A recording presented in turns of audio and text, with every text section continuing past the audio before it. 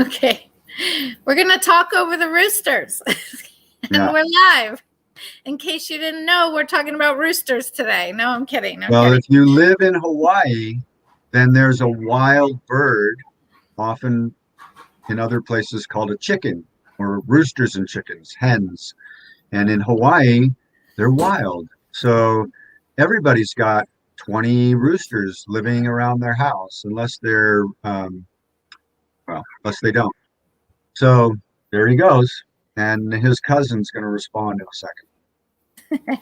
Well, hello and welcome. My name is Heidi Love, and I live on the Big Island of Hawaii. Today I'm coming to you from the Bay Area in California. I've been on assignment out here for a couple months and looking forward to going back to the island on Monday. And tonight, I want to know if you guys are reactive or compulsive. Have you done things in your life that have put you in harm's way, or you said the wrong thing to somebody and later have regret because you wish you would have waited?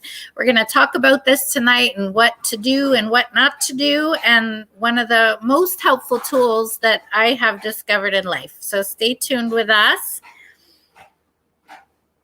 And say hello. I am Timothy Earle. I'm on the island of Maui, often in California, West Coast, all up and down the West Coast. I'll be back there August 19th. Some of my clients are looking forward to seeing me, but I see clients here on the island, and as Heidi does. So I'm praying for rain for the West Coast. I lit a candle the other day and let it burn. Candle burned down. And what's interesting is I lit two candles. Moko and I said a prayer for rain. We lit two candles, one for rain, and we lit another candle for no fires. That candle blew out immediately, and I didn't relight it. I took it as a sign of that the candle wanted to blow out because it was really in harmony with no fires, no light, no candle. So I'm not going to light this candle. This is the no fire prayer, or the fire list, or how we want to say it. Like, just a beautiful, clean air summer for California, Oregon, and yeah. So those of you listening to us today, tell us where you're from. Just type in the chat box what state or what country or what city you're in. We'd love to know. And I want to say hi to Natalie. She says hello, Heidi and Tim, and hi, Teresa and Sherry. We have a comment. Yes, I was just journaling about this reaction. And we got Minnesota on the line. We got Hawaii, California. Where else, you guys? Type it in the chat box. We'd love to know. Upstate New York. Awesome. Salt Lake City, Utah. It's great. I was just in Salt Lake a couple weeks ago. I have been, you guys know, a recovered addict. If you've listened to the call before, I know many of you have. And as addicts, we tend to be very compulsive. But not only addicts are compulsive. And I think there's a lot of damage done in reactivity and compulsiveness. And one of them happens, I think, often in relationship when we react rather than respond. How many of you have had your loved one say something to you and automatically you come back just without pausing? You have feelings, you're triggered, it comes up, you're in pain, and you start opening your mouth. Anybody have that happen? Yeah. Anybody regret it afterwards? That's why we have a great relationship tool that I'll throw out called a replay, but that's not what we're talking about tonight, but that's why I have it. So this happens in relationship, and communication can be severely damaging. Do you want to say anything about that? And then we'll give some other scenarios. Well, if we just, think about all the reactions that we're not aware of. So as we talk about reactions today, there are the ones we're aware of. There are the ones that we're aware of afterwards. And there are the ones that we aren't aware of. Maybe even our partner or our best friends or our family aren't aware of. But we're still actually reacting. We're not contemplating, and we're not at choice. So I think a lot of us, I'll raise my hand, spend a lot of our day um, unconscious on one of these, reacting to red dots, reacting to stock market prices, reacting, and we're not even thinking about that as a reaction, and yet we're in a state of reaction. So I think this is an exciting topic because as we move towards being aware of how we're reacting and actually coming to choice before we react, then we're not a reaction or what I would call a you can react to something and you can act upon something. And when we come into this place where we're aware, then we get to actually choose what's best for me, for the people involved, for the world, for the universe, and that's an exciting place to live. And it would be my goal for me and for my clients that we live there at a greater and greater level. More choice, more awareness, more consciousness, more freedom. And reaction is one way to get some leverage on this topic. So I'm excited about it. And the pause Heidi's about to step into is, I think, one of the best tools to learn to live a life that's not out of reaction. Yeah. So Timothy gave you the answer, and it is how do we respond rather than react? And we install a pause button. And I want to tell you guys the acronym for pause. It's postpone action until serenity enters. And there's a lot of why we do that, which we're going to talk about tonight. But pause. Are you going to type it in? Again. No, I can't type. Okay, I'll type. You say it again, and I'll type it. I'm going to say it again to make sure I get it. That pause is postponing, meaning holding off, not reacting, not acting, doing either one of those until serenity enters. And what I hear in that is until my heart rate goes back down, until my frontal lobes engage again, I have creative thinking. I'm in a way calmer. I'm thinking that's what serenity means, but at the highest level, until spirit or God wisdom comes back into this personality structure. And again, I would use the word rather than serenity. The pause is waiting until consciousness is in the house again. And consciousness exists everywhere. So it's my awareness comes back and it allows me to be conscious. I'm not in reaction or action. Pause. I like the word postpone, Timothy, because a lot of I've had a lot of partners which have avoidant tendencies. I can also have avoidant tendencies, but some people can use some of these tools as an avoidance mechanism. So avoidance would be like, I'm not talking about this and I'm never talking about this, even though it's unsaid. It's just like, I'm putting this on the shelf and you never get it back down. Postpone indicates that we're postponing it until a future time when we can actually engage and not be so triggered. And so I want to read some of these comments that are coming in. And postpone has a flavor of it, which is probably not more than 3 days or a week. Right? Postpone is not, 2 weeks, months from now, I'm going to bring this back up or talk about it. To me, like postpone means just slow down long enough to not be in reaction or action. And once serenity has entered, once consciousness is back, then schedule that talk and make it happen. So most of us, even I'm a slow processor, even people who are slow processors, I usually don't need more than 48 hours to figure out what I think I want to say or do. So pauses, when we don't have a pause, damage can be done. I mean, this happens all the time with addiction. When I was in active addiction, I didn't pause to think about the consequences or what might happen the next morning or the fact that I can't stop. I would just compulsively take it and do it and then worry about the consequences. And so pausing is really important for substance abuse. It's pause, it's reflect on your last time you did it, going through what happens, looking at past evidence and making a decision before you react, which is to just put it in your mouth or up your nose or wherever you put it. I've heard some weird places. So that's one way that pause can really help. You I gotta had a love Heidi. family member Heidi, put it. Heidi, sometimes the filter is really open. It's a wide filter, right?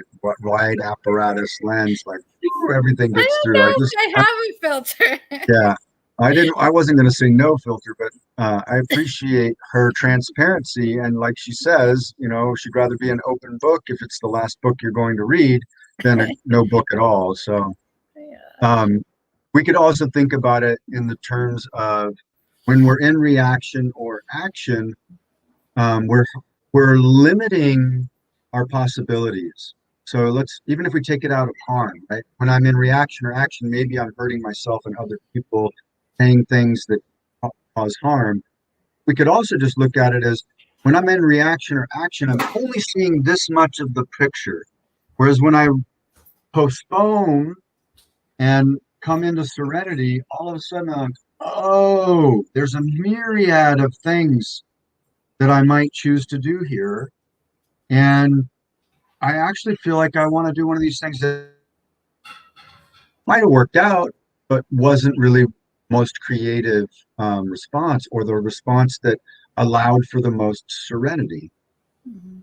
So we have pause and breathe, reflect, then respond. Easier said than done. Absolutely. I know it's easier said than done for sure. We're going to talk about how and why.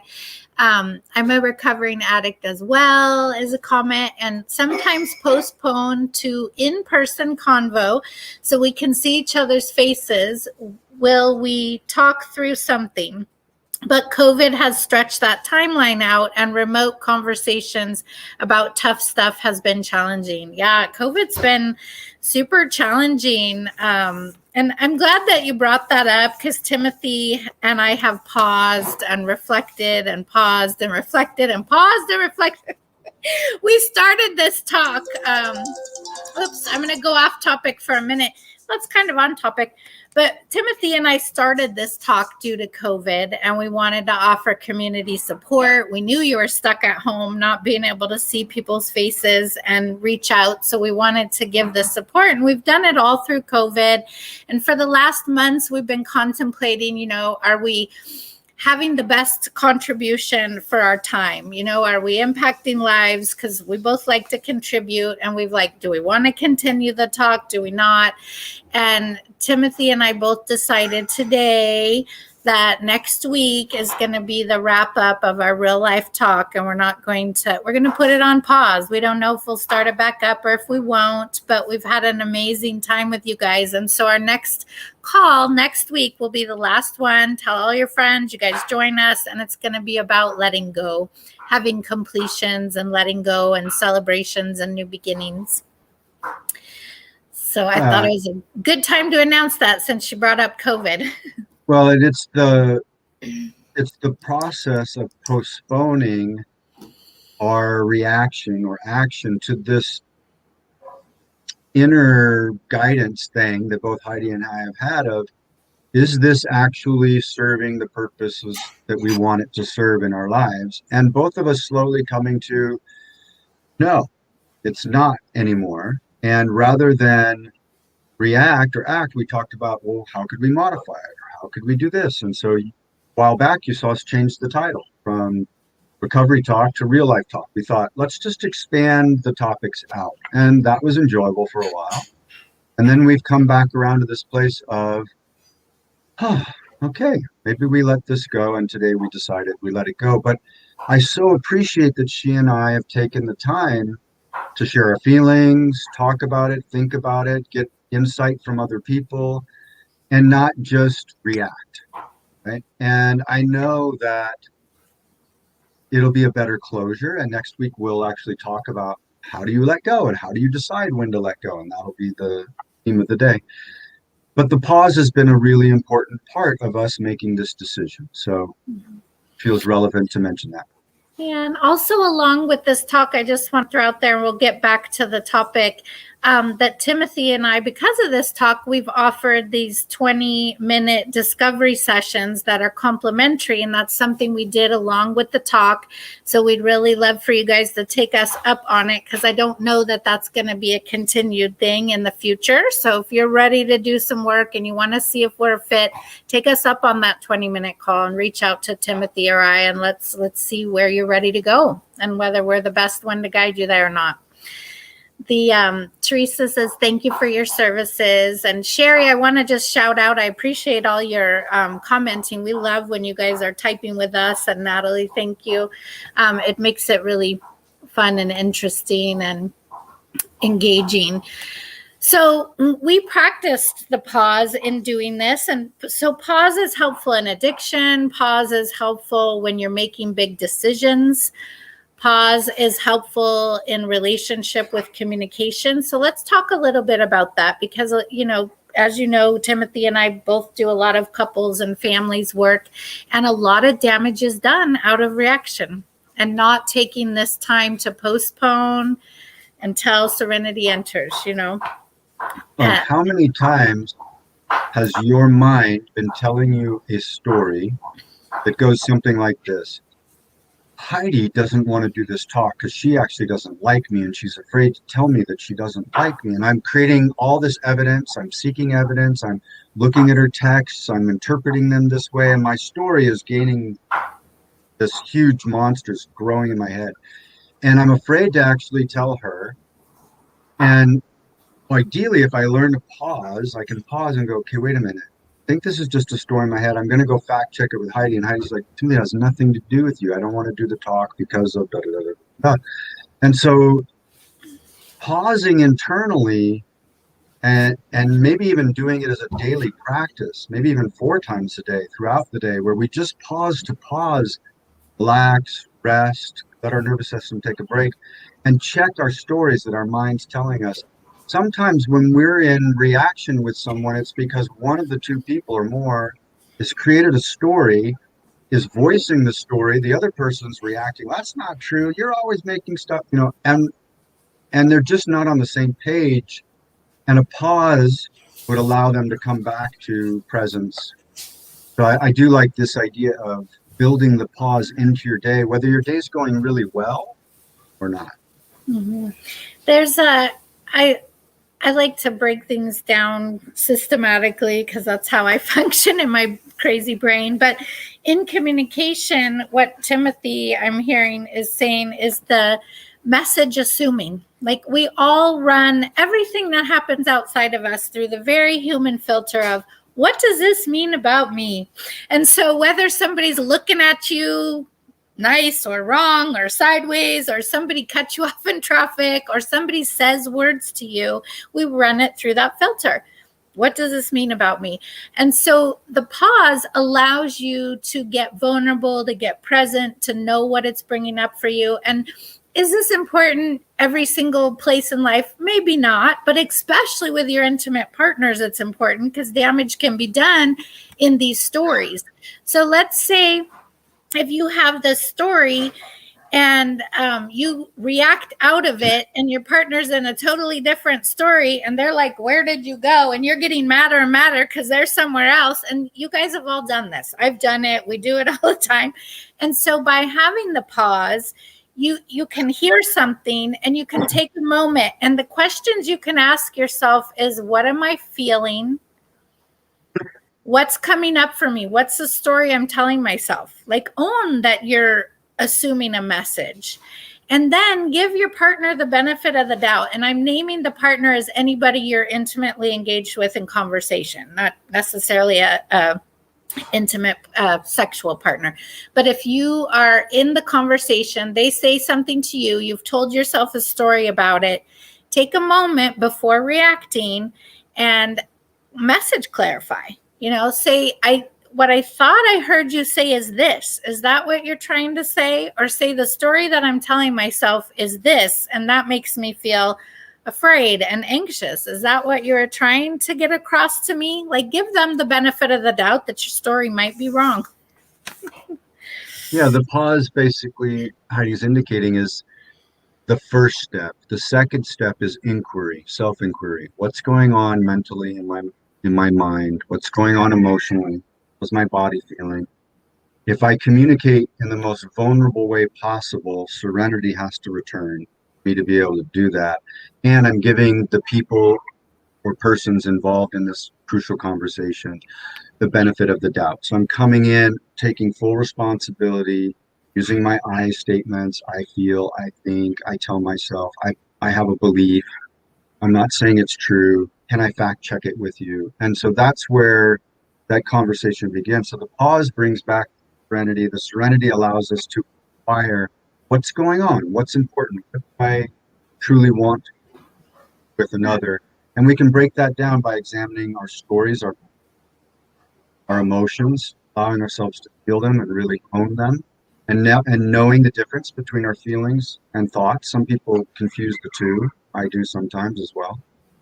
And when we can do that, we're in a better place to then have a conversation or communicate what we want to say to somebody else and to actually be on the same page with them. And Heidi pointed out when we're running with the story, believing it's true, we're on another person's on earth. Where'd you go? They're confused, right? And that's where often we can cause a lot of harm. So the pause allows us to ground back down. Go ahead. Yeah. Oh, I was just going to say it'd be fun to do a role play around this. And I want to read some of the comments. So, hi, Scott. Great to see you too. He says, great to hear you two again. Hi, Chantal. We're glad you're here. Just jumping on. Welcome. You can listen to the replay to catch the beginning of it. And it says, well, there are times when spontaneity comes in handy, like, for instance, jumping intuitively onto this video, not knowing why. It was kind of impulsive, but I'm glad I did it because it's helpful and pertains to what I'm going through. Impulsivity is no good when emotions are running high with a partner, for instance.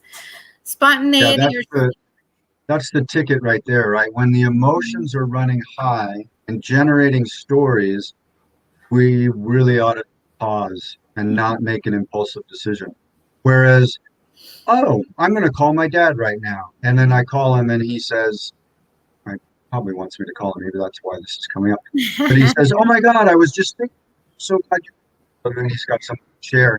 Yeah, I think impulsive or intuitive decision making is really, really helpful when we're in a state of serenity.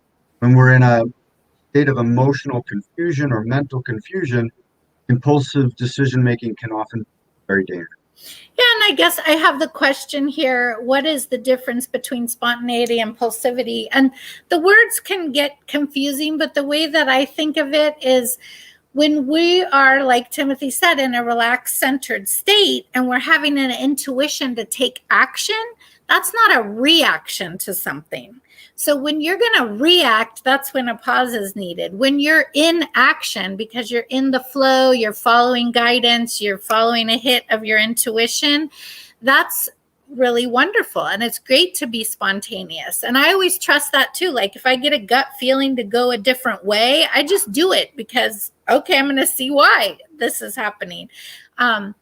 When we're in reaction to something, it's like somebody cut you off in traffic and then you slam on your brakes and somebody hits you from behind. That causes damage because you reacted to something without pausing, right? And also can happen in relationship.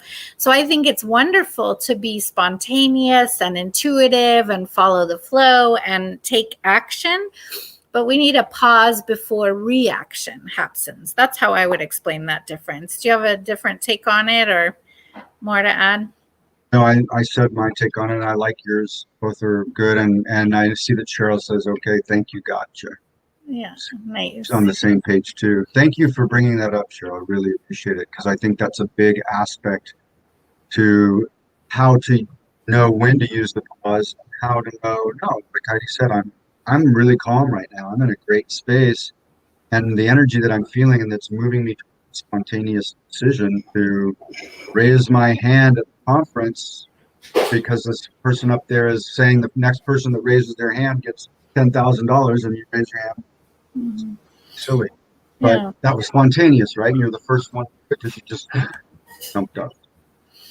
I think it's important to look at where reactions come from, especially when we're talking about relating, because that human filter that we're talking about gets a little jaded or colored through our human experience. And so when we're in relationship, depending on how much work we've done on ourselves, what people say is not only run through the human filter, but it's run through our past experience filter.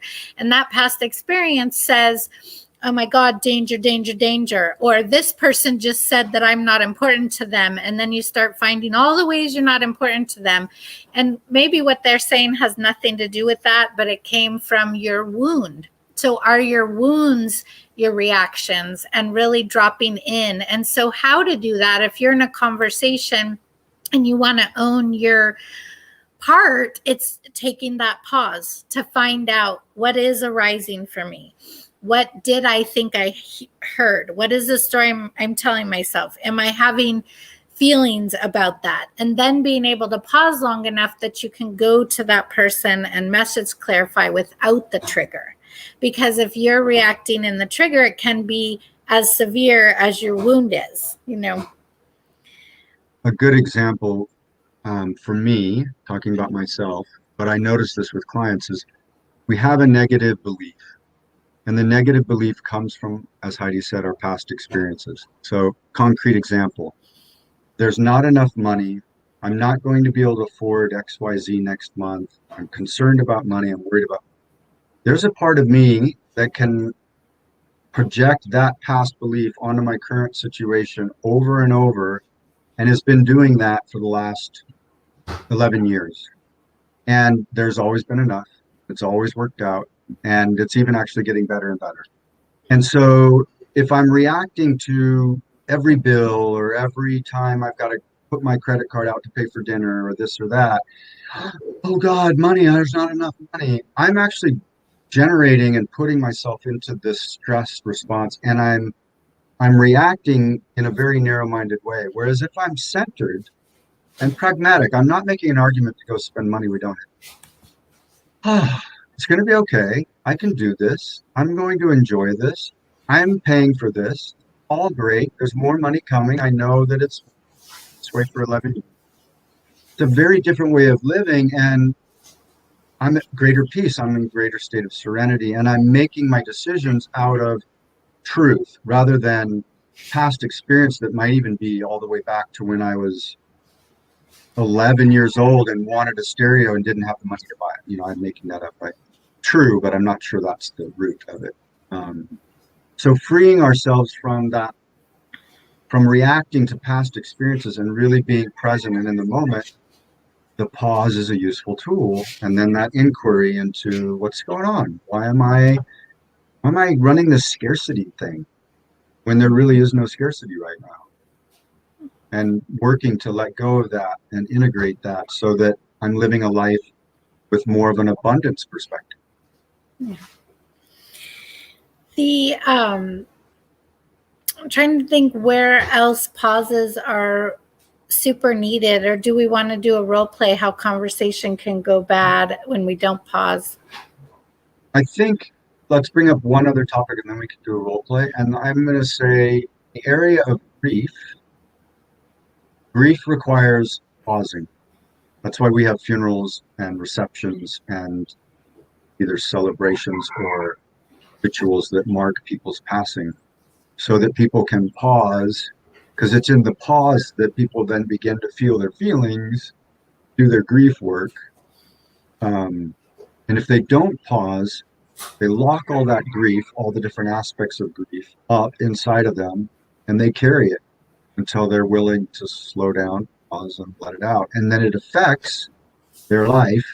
And now we're back into that thing I talked about at the beginning, where they are subconsciously reacting to situations out of locked up, closed off, hidden grief. And you can see that in the way that they're worried to get close to people often. They're afraid that someone's going to die if they get close to them. They're worried that the people they do love that they're close to might die, so they're constantly trying to protect them, even in ways that are. So I would say when we have grief, something happens, we lose something or someone, pause is a necessary big first step beginning to feel all the different aspects of it. And if I'm working with clients with grief and they can, I'm always encouraging them, can you just stop everything for a week? For 1 week, have your partner take care of the kids, stop your work, take a week off without pay, and let's just drop into grief Mhm.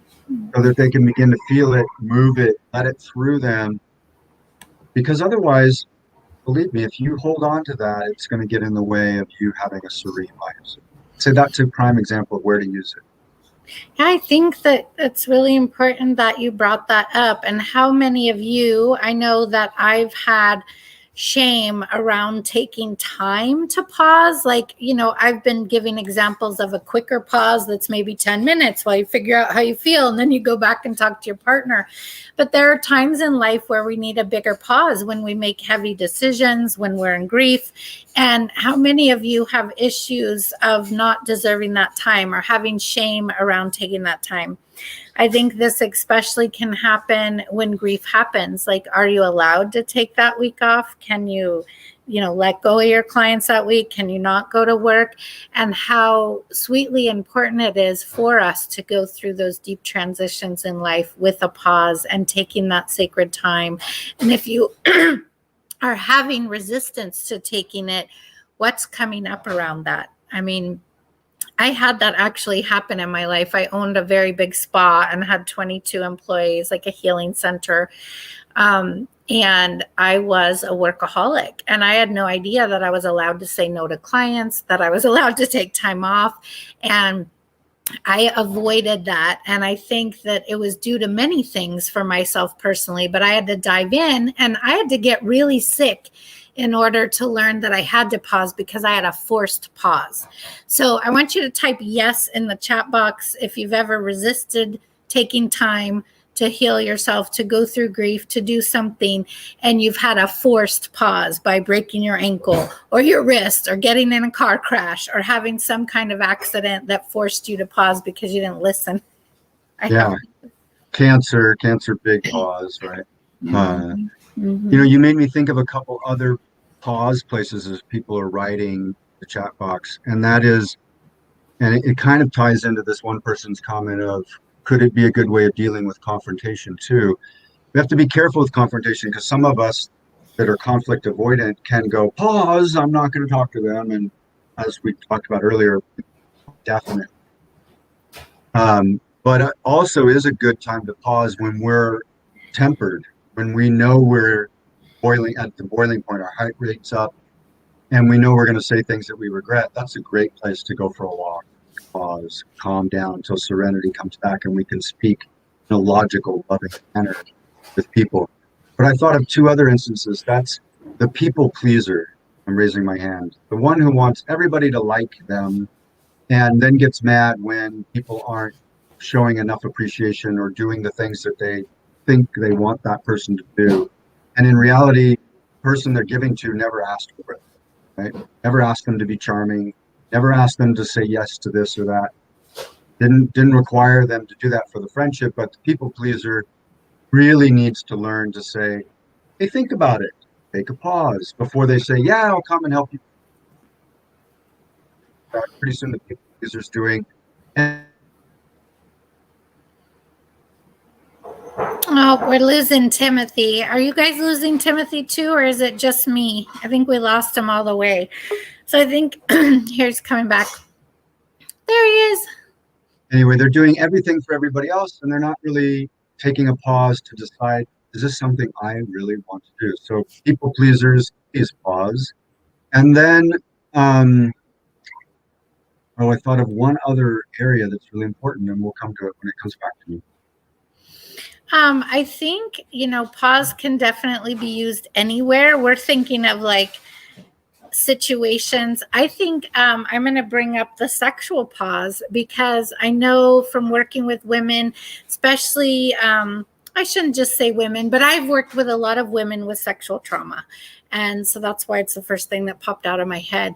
So that takes a lot of pausing, a lot of tracking to be reconditioned to enjoy touch. It takes a lot of pausing on their partners to enter their body, to be conscious of what is happening. So when it can even be a fun practice in sexuality, even if you have no damage, to pause, to check in with your partner. You like this? You want something different? How's it feeling? Can you share with me your experience? Tracking and being really present, just like we have taught people on this call, awareness, acceptance, action. That's part of a pause, is knowing how you're feeling. You know, you're having sex with somebody and all of a sudden you get a constriction in your throat.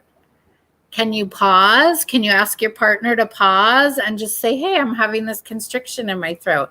Can you breathe together? Can you see what is needed?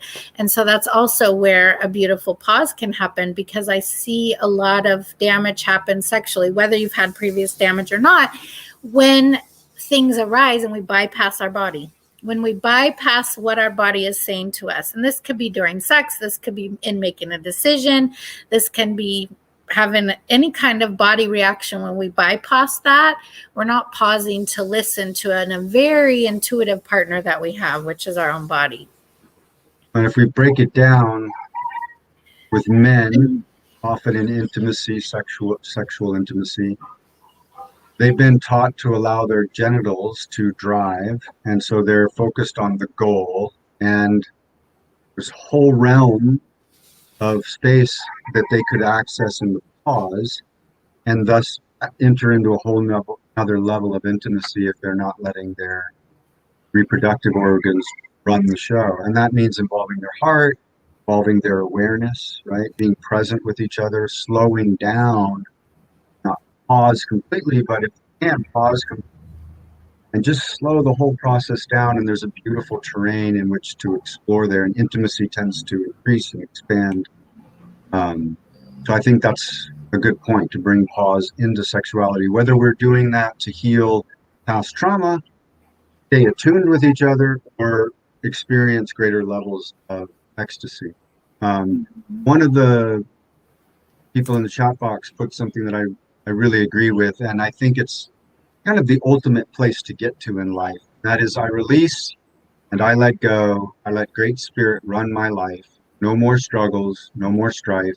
I am only here to serve. I'm adding to serve, but I'm only here for love.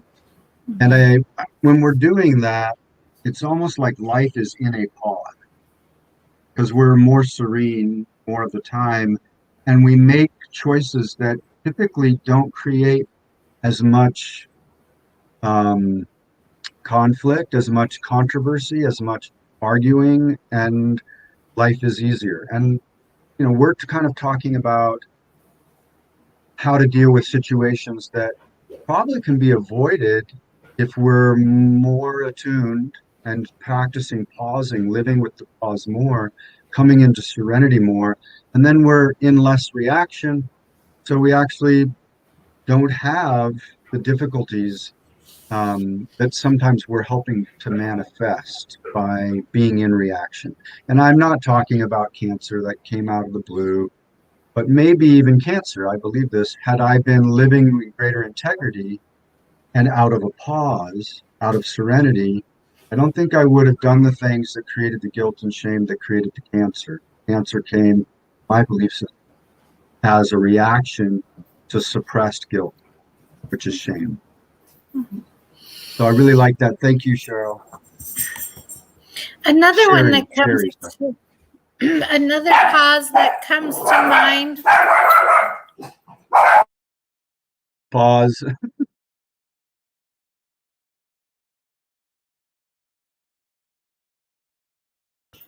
I had to pause because I have little doggies in the house and they were being obnoxious. So I paused the volume if I had a button to press to help them quit barking. So another pause that I thought of is for, we say people pleasers. I think for codependence in general, how many of you, I watched a friend go through this the other day, and I've gone through it many times, when we feel uncomfortable about something and we get the courage to speak up for ourselves, and maybe we send an email or maybe we do it in person, and it's very nerve-wracking. We finally do it, and then we can't let it sit. We have to fix it because it's so uncomfortable. And so we might have said one thing, like I've told my kid, hey, these are the new rules. And then my codependency kicks in, and I know they're mad at me. So I call them back and I'm like, no, that's really okay. You can do that in the house. Or, oh, it's fine. I don't really need the money I asked you for. And that's a time when a pause is really needed, a pause for checking in again. What is my truth? Am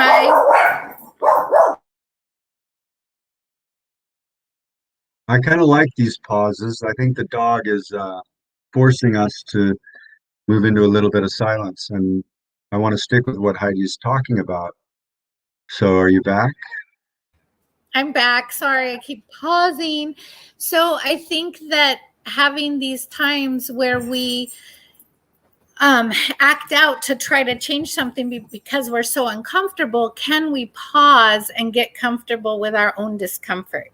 Can we be with ourselves without reacting? Again, what I just described is a codependent reaction. Like if I, told my daughter something and I knew it was my truth, and then I'm like, oh my gosh, she's mad at me or she doesn't like me. And then I want to call her back and fix it. And then I'm pissed because I really meant what I said, but I didn't stick to it. And so I know any of you that have suffered with codependency have had this experience. And so why the pause is so important is we've said what we needed to say. Now let's pause. Let's make sure we're really solid in it before we react to other people's reactions. Because as a codependent, and I was actually talking to a client today that has this with his daughter, he bases everything he wants to do on trying to get her to react a certain way. And that's often what codependents do. So if I've made a decision and then I come to you and you react in a way that's super uncomfortable to me, I'm going to change my decision because I can't deal with that consequence of you being in pain or you being uncomfortable. And so this is where pause is necessary. Like, what's really true? Is my decision that I told you about really true?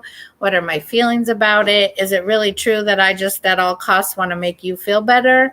Like, that's why the pause is necessary in that situation. Do you want to jump in on that, Timothy? Worth working on the people pleaser pattern, and you can make progress with it. But I will own that for me, it's taken many years, and I still have to be diligent about it because most people pleasers, that pattern is subconscious and it's been set up when they were little kids, whether it's through the public school or their parent wanting their parents' approval. We all have good reasons for it. And yet it really hurts us and it hurts the other people. So training ourselves to simply pause and inquire and look inward, accept, wrote it here, Heidi talks about it a lot, 3 A's: awareness, acceptance, and then action.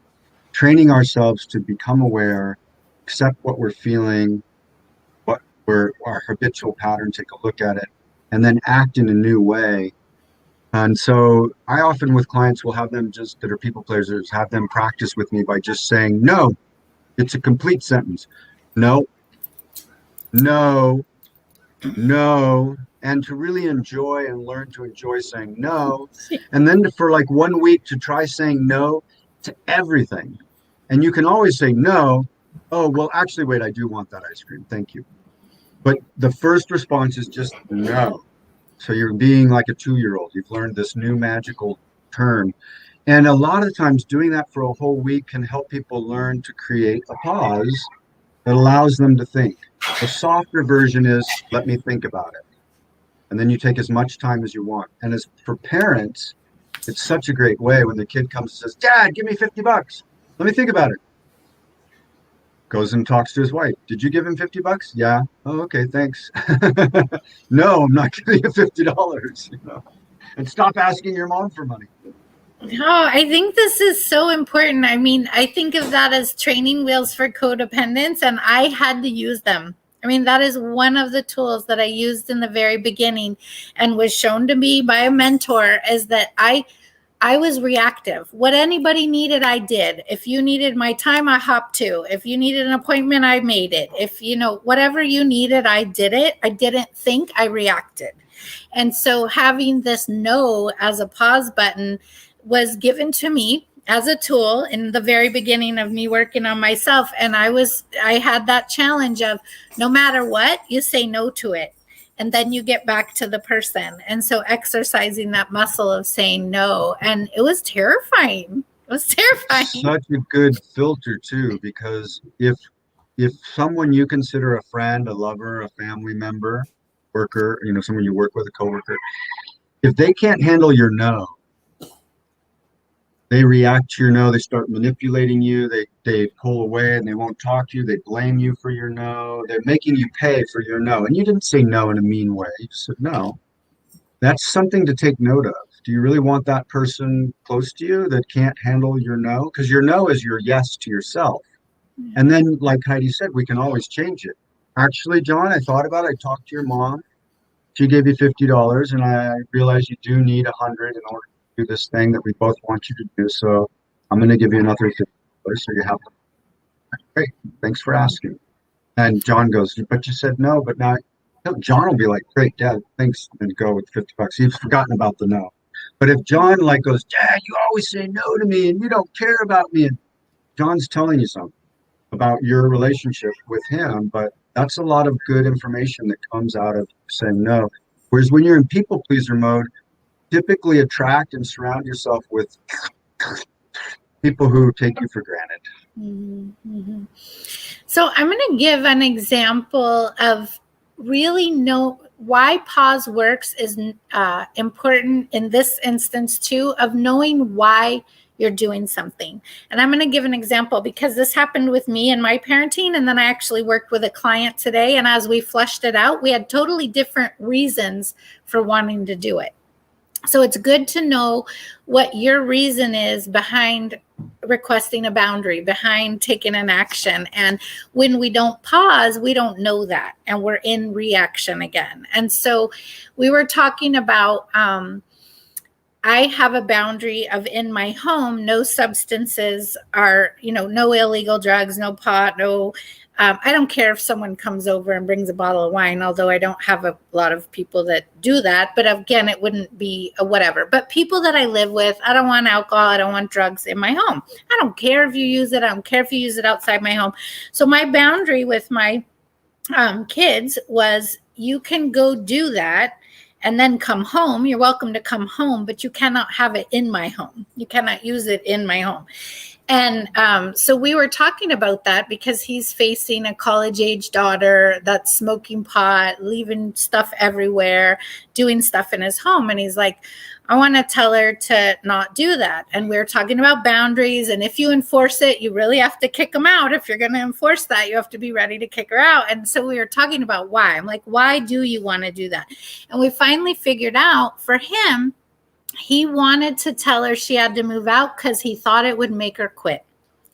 So that was the pause of leaning into that's trying to control someone else's behavior, where if you're doing it for yourself, which I was creating a boundary of sobriety in my home, I'm willing to enforce the boundary however the other person reacts. We cannot control what other people do. So pausing allows us to get clear on what is really happening for us. What is the truth underneath it?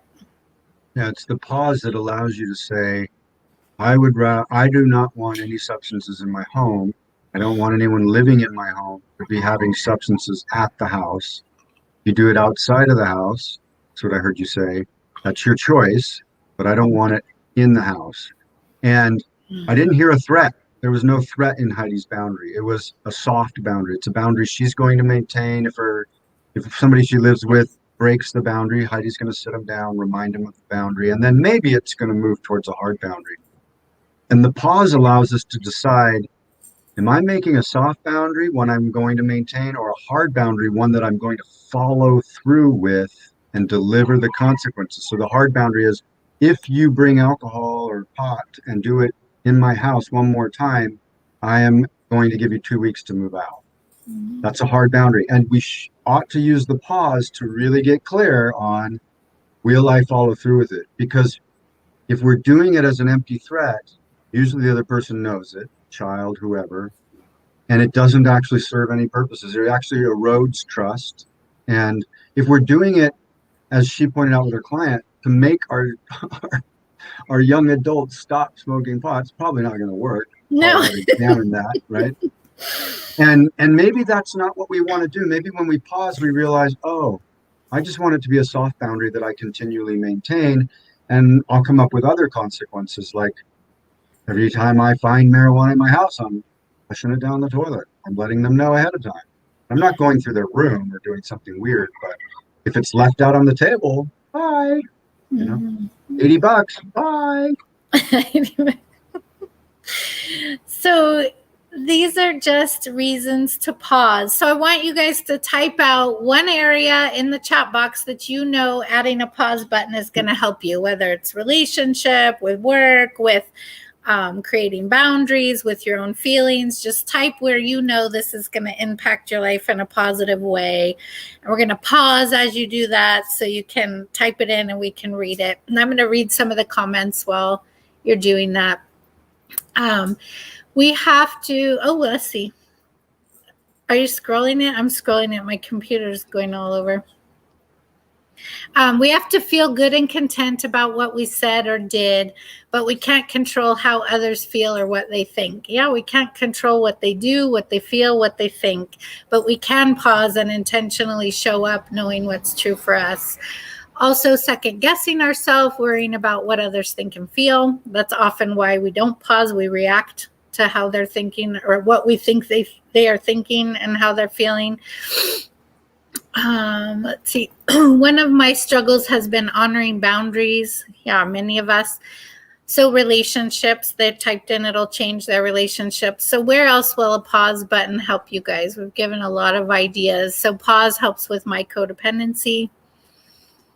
Before I touch this, pause, because I'll pick this thing up because I saw Heidi pick hers up. Two people in the restaurant picked theirs up. It's like this is like a cigarette for me. I quit smoking, but gotta pause before we touch the iPhone. Mm-hmm. Pausing before the iPhone. I always get in trouble pausing when I'm triggered. That's one of my biggest ones in relationship. If I'm triggered and I don't shut my mouth and pause, I cause damage. I hurt myself and I hurt others when I don't pause when I'm triggered. Anybody else?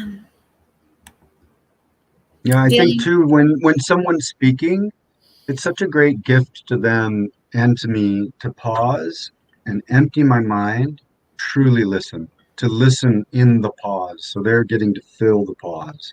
I'm on pause. I'm open. I'm just an empty thing, listening to what they're truly saying, taking it all in, not thinking about my next thought, not wanting to change what they're saying, not wanting to fix it. It's a state of pause, stillness. And it's a beautiful way to actively listen to someone. So we have this pause will help when dealing with family and holding boundaries. It'll help when I'm given unwarranted advice. Yeah, pause before you pop them. No, Yeah. I love it.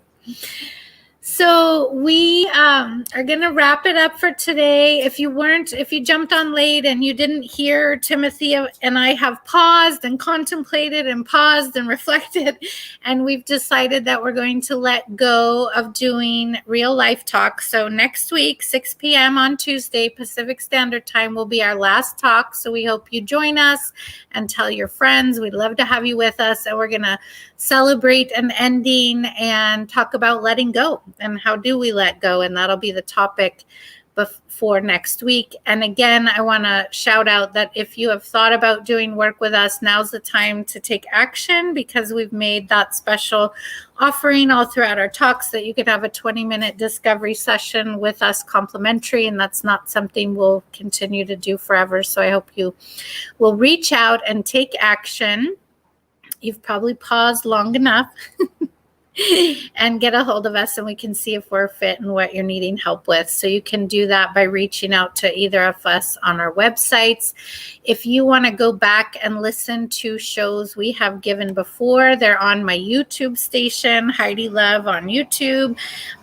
You can also go to Love Coach Academy and find all of them, or Timothy's Facebook page and my Facebook page, and you type in real life talk or recovery talk, and you can find all the past talks on juicy topics. Say that 20 times fast. Someone wrote before they eat, they pause just to kind of come up with some fun ones. And I think that's a good way to slow down, be present before we actually ingest food. Lots of good reasons for that, whether it's we're doing it through prayer or just to prepare ourselves for swallowing. And I think that person brought up thoughts in me of my father teaching me, when you get in a car, you put the seatbelt on, pause, adjust your ears, make sure everything is good. You look around you, you make sure there aren't children behind you before you back up.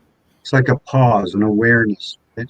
And same in Maui, probably the same on the Big Island. Before I go in the ocean, even on a calm day, I pause, I greet the water. It's a danger. It can be dangerous, and I look at it and study it, and then I go in the water, right? I'm paying attention. I'm pausing before I do something that could be risky or that's fun. So yes, I think see how many times you can pause in the day. Yeah. Pause when agitated or doubtful. Pause when happy. Pause is a gateway drug to presence. So it's a tool. Yeah, we'll have to.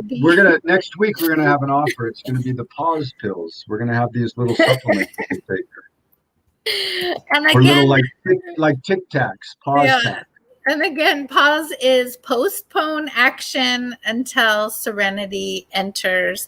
Thank you so much for being with us today. We really appreciate all the action in the chat box. We love you guys. It's going to be I'm mourning a little bit already that we're ending this next week, and it feels right and congruent. And thank you for being with us, and thank you for listening in. And we'll see you next week for our last real life talk on letting go, next Tuesday, 6 p.m. I'll be letting go.